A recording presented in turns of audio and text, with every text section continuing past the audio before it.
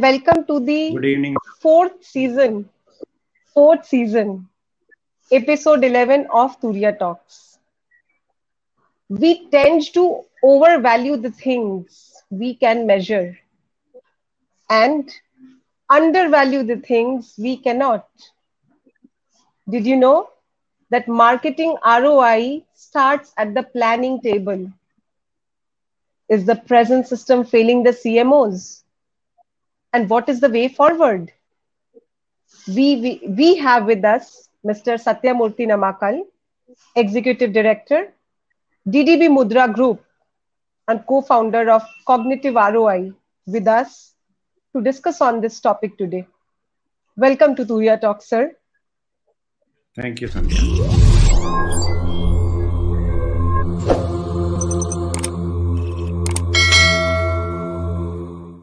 Welcome to Turiya Talks once again, sir. Who Thank is Satyamurthy? you. Who is Satya, sir?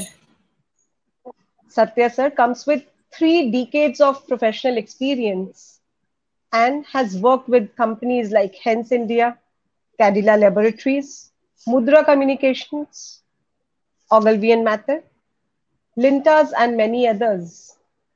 Not only this, Sir has served as the Director General, Media Research Users Council. It is so interesting to know that Satya Sir's career experience spans across all allied fields of advertising and marketing, such as field sales, strategic media planning, media buying and management, digital media, consumer research and insights. Sir, you are an institution yourself.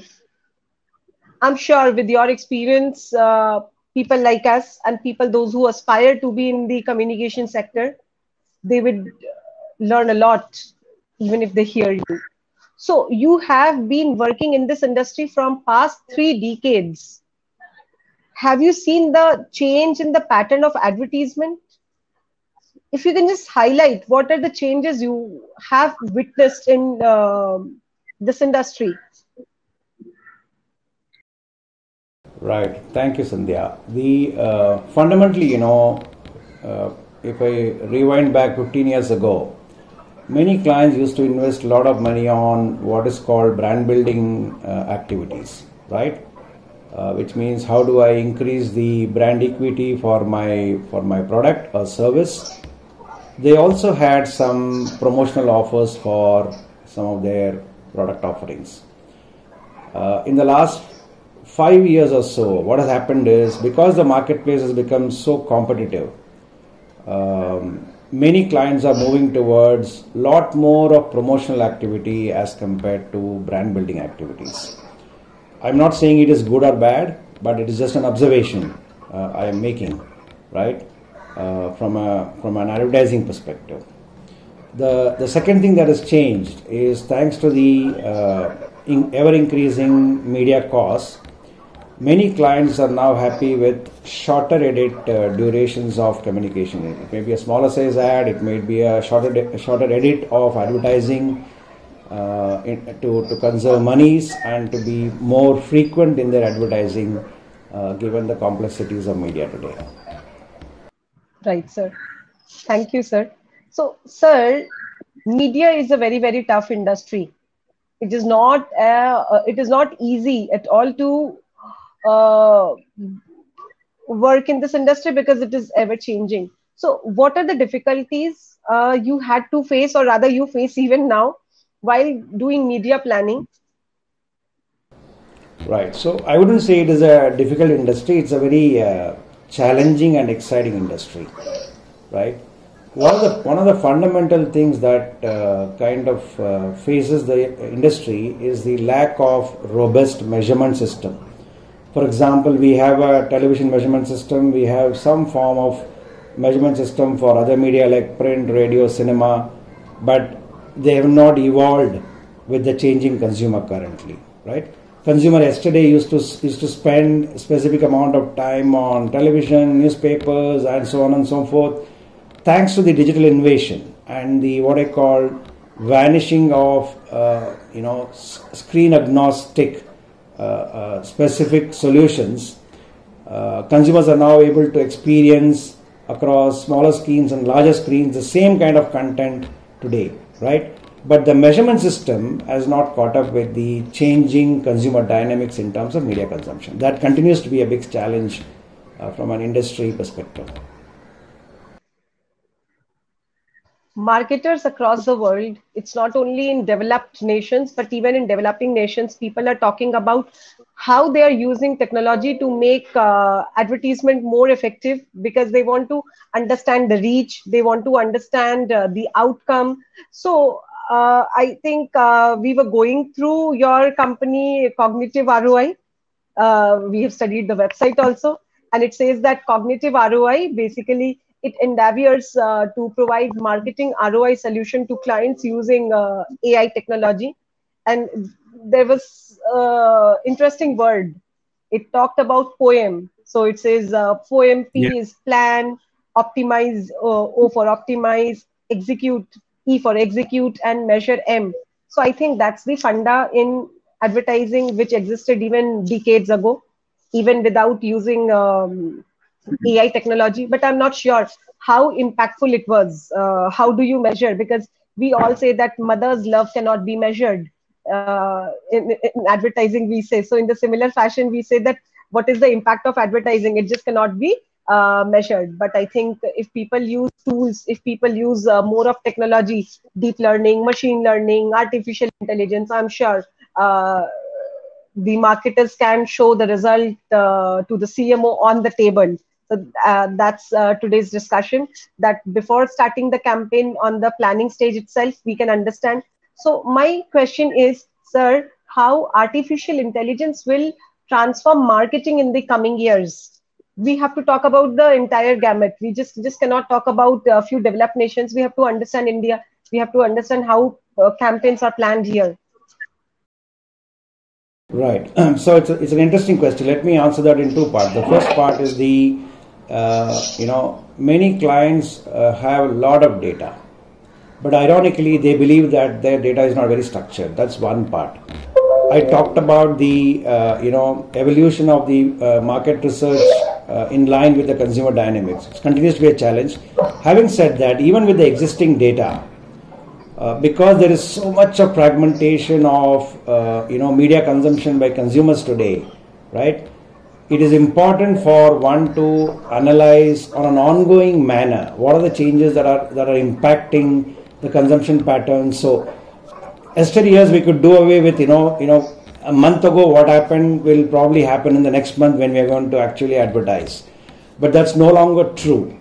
It's very, very dynamic today. So technology is the only way you can kind of understand what exactly happened last week and what is likely to happen in the coming week when my campaign is going to be unveiled. So there is no running away from the fact that everybody has to embrace technology in some form or the other.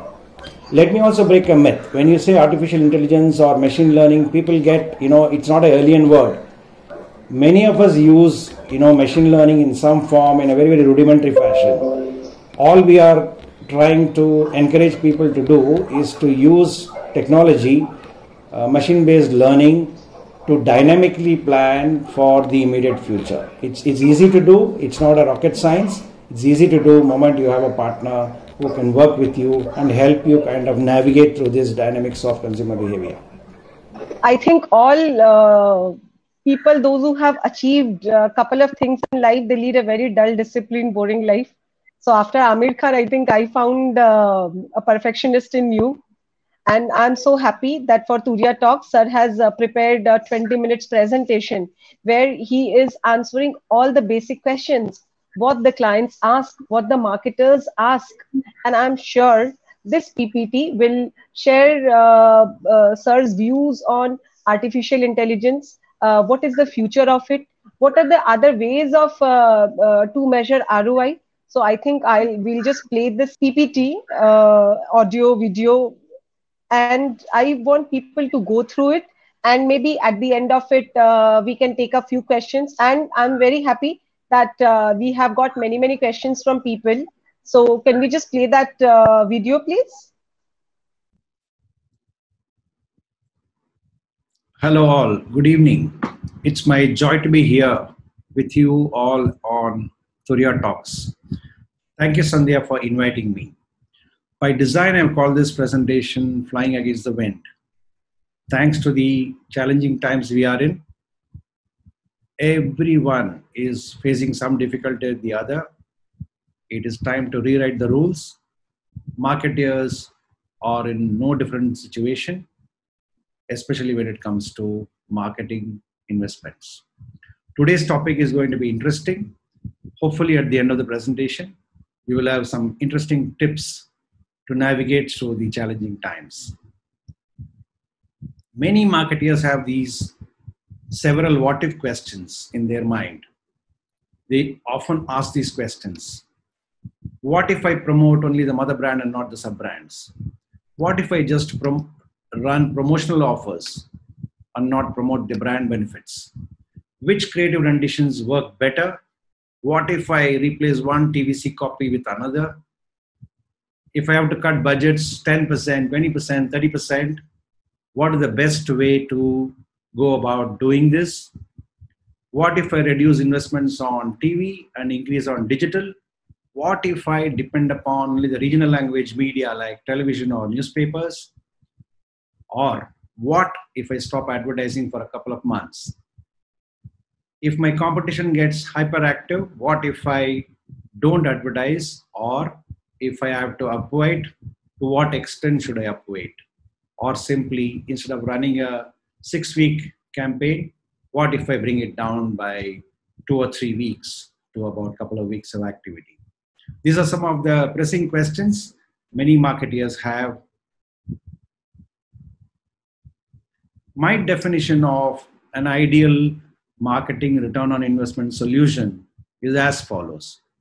It should be a technique that is comprehensive and assesses in a very effective manner combined and cumulative effect of the various marketing stimuli. Importantly, they should be able to measure it against the key performance indicators like sales, footfalls, brand affinity scores, and so on and so forth.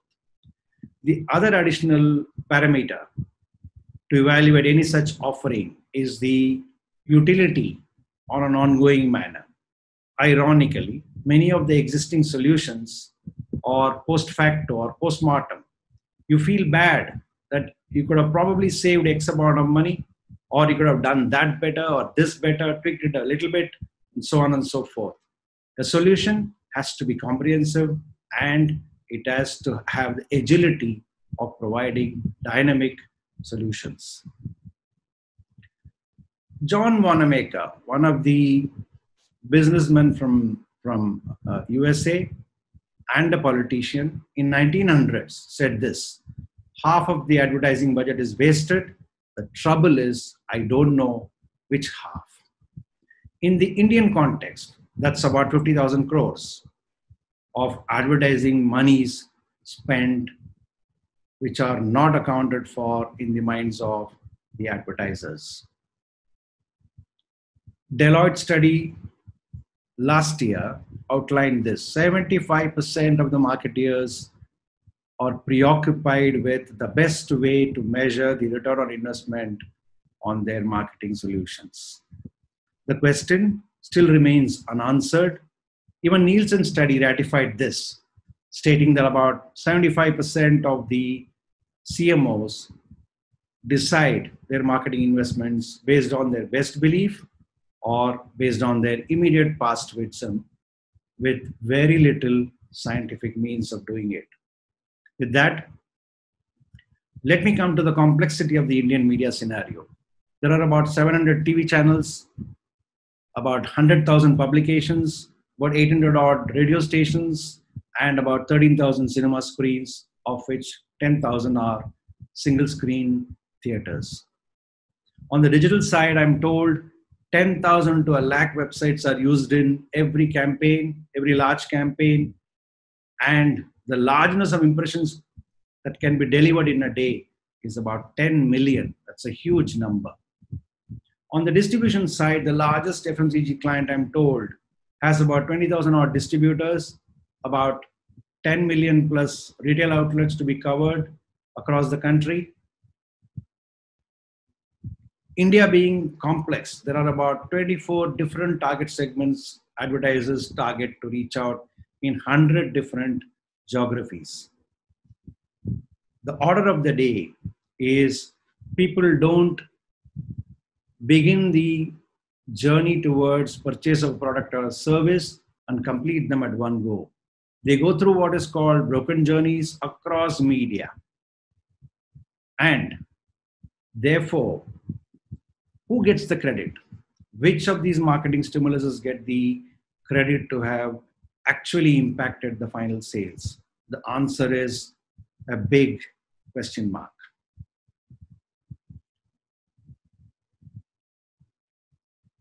The other perspective from a consumer media consumption behavior is, as many of us go through, we move seamlessly from one screen to the other. And very often we are multitasking when you are consuming the media across screens, across various types of media. And unlike the past, most of us are non-appointment media consumers, which means anytime during the day, whenever we find time, we consume different forms of media. In terms of path to purchase, when I was a junior level planner, I was told there are 4 stages to a consumer's path to purchase: awareness, intention, desire, and finally the action. That's a linear process.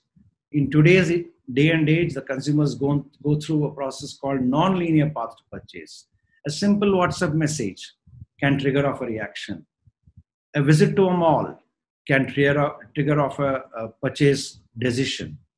So no longer it's a linear process, it is a process which is non-linear, what I call the Jalebi model of path to purchase by consumers.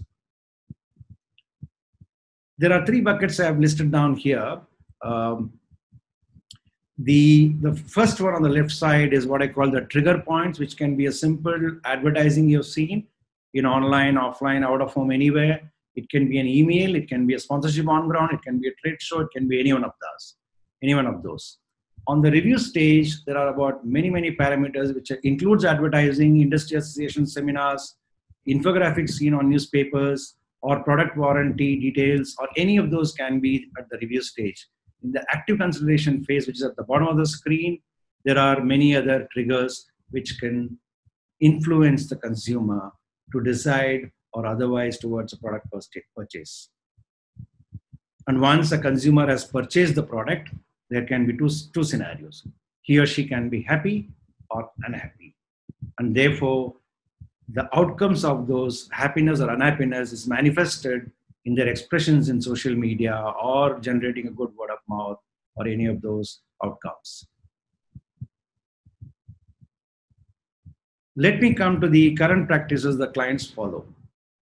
In what is called the measured media, like television, print, and radio, where there is some data available to know how many people are impacted, what is the money to be paid to buy a television ad or a newspaper ad, they use simple metrics called cost per thousand. In case of out of home and cinema, it is usually best belief based because the data available there is very limited. In case of digital, it's slightly more evolved with cost per click or a video view as the metric being used. On below the line promotions, which is the product promotions on ground or sponsorships or any of those effective means of reaching out to customers on ground, usually they are based on best belief. Some of the evolved clients use some of these existing methods of analyzing whether the monies they've invested on marketing initiatives have resulted in some kind of outcome or not, right?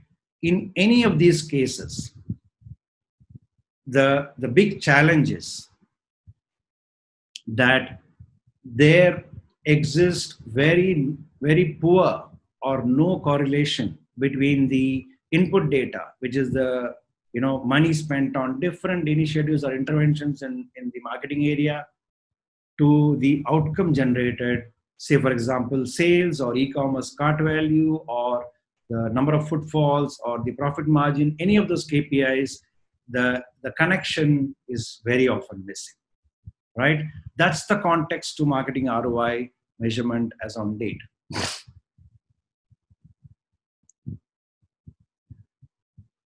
These processes result in what I call silo measurement. Right? Television is measured in isolation to a print activity or to an on-ground activity or a promotion activity. There is no one single view, comprehensive view available across all the elements of the marketing investment. That's the first shortcoming. The second one is many of the jigsaw pieces are missing in the process of estimating the outcomes. And importantly, the current practices are very time consuming. It can take anywhere between 3 to 6 months to complete one analysis. And if you have any more what if questions, you have to go back to the drawing board all over again. The other important parameter of evaluating the current processes versus the new one, which I'm going to talk about in a bit, is the current practices are very, very macro level. Television at an aggregate level probably affected or impacted the sales to a certain extent, but seldom you have micro level details available as to which channel or which program or which time slot or which creative rendition worked well for a client. Similarly, for other media or for on-ground activations or for product promotions, any of those are available currently only at a very, very macro level, and the micro level insights, actionable insights, are missing. The other important parameter to consider is that when I watch an ad on TV, I may go on to my mobile phone and to click on a website of a product, compare few products, compare the prices, compare the features, and so on and so forth. The current methods ignores the interconnected behavior of the consumer like us of one media over the other. They are very, very silo, and there is no interconnections being considered in the process of evaluation. Data collection. As we know, there are two problems with the data collection, data management system. First, many clients believe that they are not very structured in terms of their data collation, right? They believe they don't have structured data. That's the problem number one. The problem number two is that there are many, many stakeholders in the process. A client has a media manager who manages the mass media data. They have a digital manager who manages the digital data. There is a sales team which manages the sales data, and so on and so forth. Therefore, the data collation, the cleaning up, the ingestion into any system available is very, very tedious and time consuming. The good news is here, and this is my passion project, right? Introducing Data Poem, which is a product from Cognitive ROI, which I'm mentoring. POEM stands for Plan, Optimize, Execute, and Measure. We claim that we are the world's most scientific marketing, investment planning, and forecasting platform, but I must acknowledge that there are a couple of other offerings in the marketplace available globally, right? But we believe we are the first ones to apply this technique called deep learning, which I'm going to talk about in the subsequent slides, into the marketing, investment, measurement domain. We are the first ones to implement that. For your comfort, what you do on Google, what you do on Netflix, what you do on Ola, Uber, any of these companies, they learn as to your consumer behavior, your preferences, what should be delivered to you, your seamless experience across those platforms. Everything comes from the deep learning process. But as I said, we're the first ones to implement that in the marketing measurement domain. Deep learning works on a principle called causality. I will not get into details of causality. What it simply means is it works on a principle of presence or absence of any occurrence of any input data, right? That's the fundamental principle of causality. It's humanly possible to estimate the combination of multiple marketing interventions and see and to estimate what is the impact of these inputs on the final outcome. Machine learning principles like deep learning makes it simpler and easier for a common user. As I said, deep learning works on a principle called neural networking, which basically understands large sets of databases, input data and output data, and try to put them together and try to make sense out of what is the combination that best works towards achieving a final best outcome. In some cases, it can be sales, it can be ECOT value, as I spoke about. Input data to output data is kind of massaged, assimilated together using the computer system, a process called deep learning, and final output will give us a sense of what are the best combination to go with. That's simply about deep learning and data analytics. You see the chart on the right side, right? Every line here is an input into the marketing mix of a client, each line. For example, a competitive activity can get a negative score, a TV spot can get a positive score, similarly a newspaper ad or a promotion done for a product or the distributor added in a marketplace, everything can get a positive score and some of them can get a negative score. It's a bottoms-up approach where everything is aggregated from bottom to aggregated upwards and then collated together. At the end of the output, you will know combination of XYZ programs on television works best to give you 20% output from television. Combination of inputs on digital media gives 30% output to give you X amount of sales, and so on and so forth. Interestingly, these combinations vary from market to market based on the exercises we have done so far.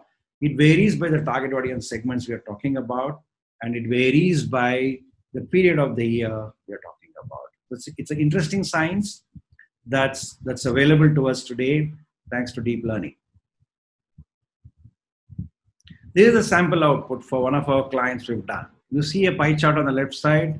Here it says that 60% of the sales impact came from television. 30% came from digital, it's the red in color, 7% from print media, and 3% from out of home. On the right side, you see some colorful bars. Within digital, out of 30%, 19% came from Google, 20% from Facebook, 6% from Instagram, and so on and so forth. On the top portion of the slide, you see behavioral ROI and attitudinal ROI. Let me explain that a bit. Any marketing input can have two kinds of effects on a product or service. It can either result in short-term sales or long-term goodwill for the brand.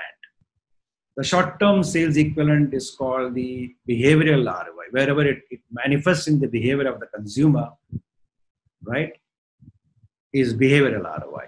Whatever manifests as mind measures is called attitudinal ROI, and that's also discernible using the deep learning technique.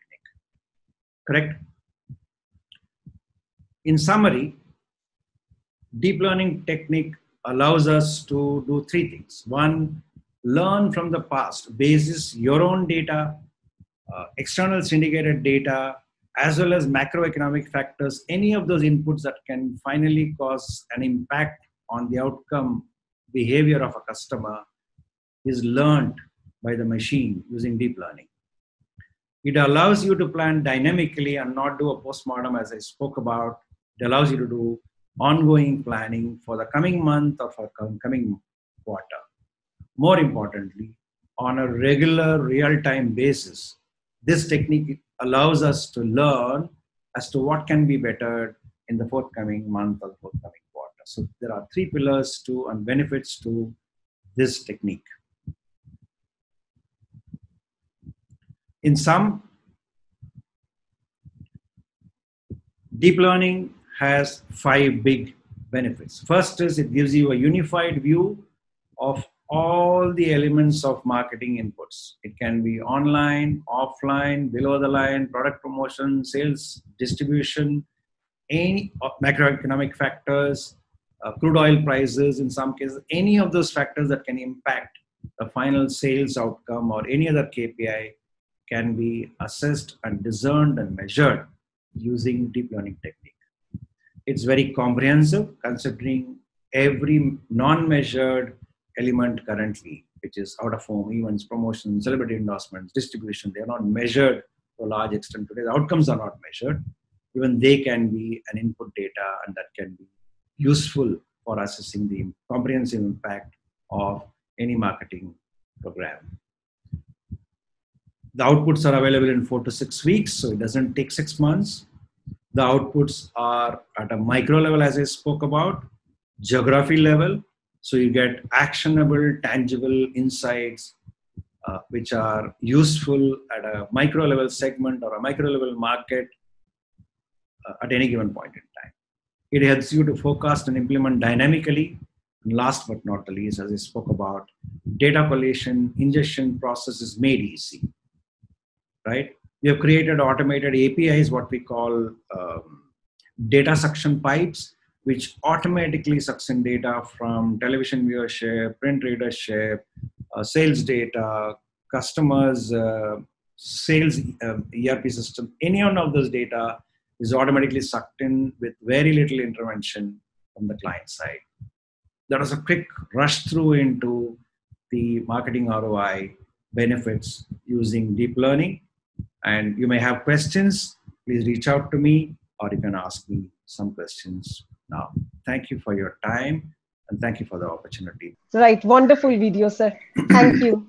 Thank you. So I think you have talked about all the aspects, and I'm sure if people watch it, rewatch it, I think they have to just watch it a couple of times.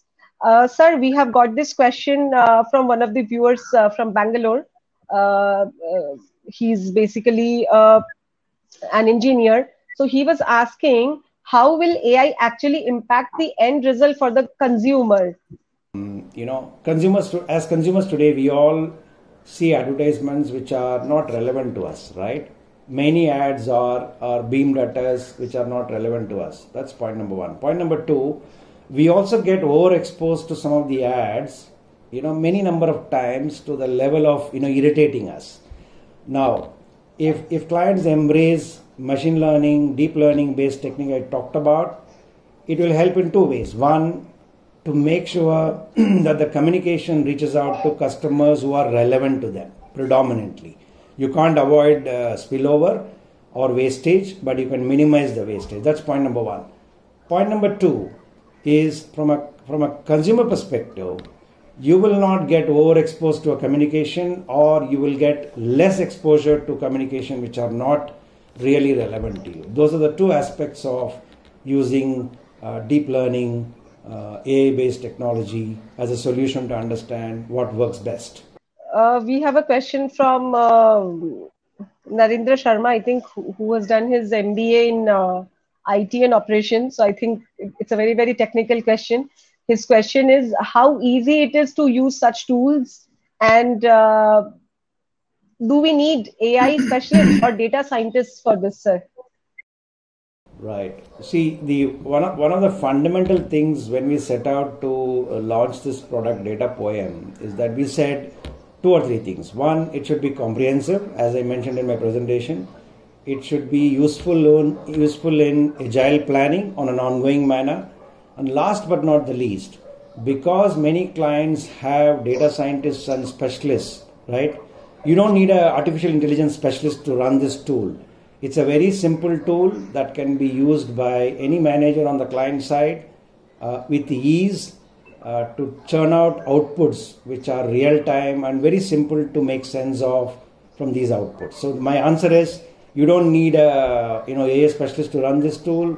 You don't need to be a scientist to run this tool. It's a simple tool that can be used by anybody who has average intelligence and understanding of the marketing domain. Sir, I hope you know that we run an agency called Turiya Communications LLP, and we are a complete communications agency. We offer a digital solution to PR traditional. Now, my question is, suppose in Right. case I go for such kind of tools, so how much my client has to pay for such tools? So we would like to know these questions. A small agency to CMO of a company, they would be very happy if they can understand the rationale behind the price. Right. So this tool can be useful to any client who spends relatively lesser amount of money, say 15-20 crores per annum, to 50 crore per annum, and definitely for larger clients it will be more useful. There is no one answer to this. I'll give you a simple answer, which is, by using this tool, we guarantee that you will save at least 20% of the investments you are making currently, right? Because it allows you to discern better which combinations are working better, which are the wastages I can minimize, what combination of media should be used, what should be the relationship between mass media promotion and below the line promotion. Everything you understand from this tool. Because you save about 15-20% of your money, say somebody spends about 50 crores, right? You save about 20% of that money.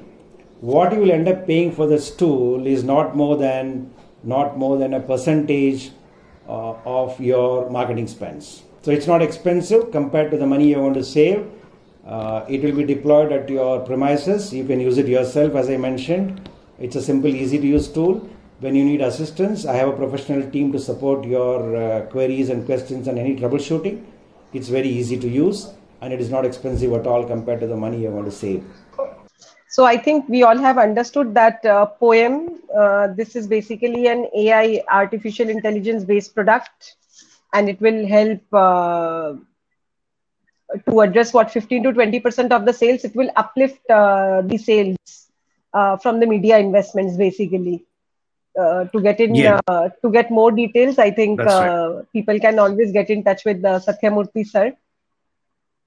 So can we wrap up the show, sir? It was quite interesting and it was quite insightful. My pleasure, Sandhya. Somebody has a query, can write to me. Yeah, they can always write to sir directly, right? Or they can get in touch with us. We are in constant touch with sir. So I think he is one of our mentors. So we have arrived to the rear end of our show. And we would like to thank Satya sir for sparing his time for Turiya Talks, giving us insights on his vast knowledge on the topic discussed today. It was an honor and a pleasure having you here, sir. We would like to thank you once again for enlightening us with your views and knowledge on the advertising industry. This will be extremely helpful for the professionals who are working hard to scratch a mark on the media industry. So meet you next Thursday at 6:30 p.m. Till then, happy week ahead. Thank you. Namaste.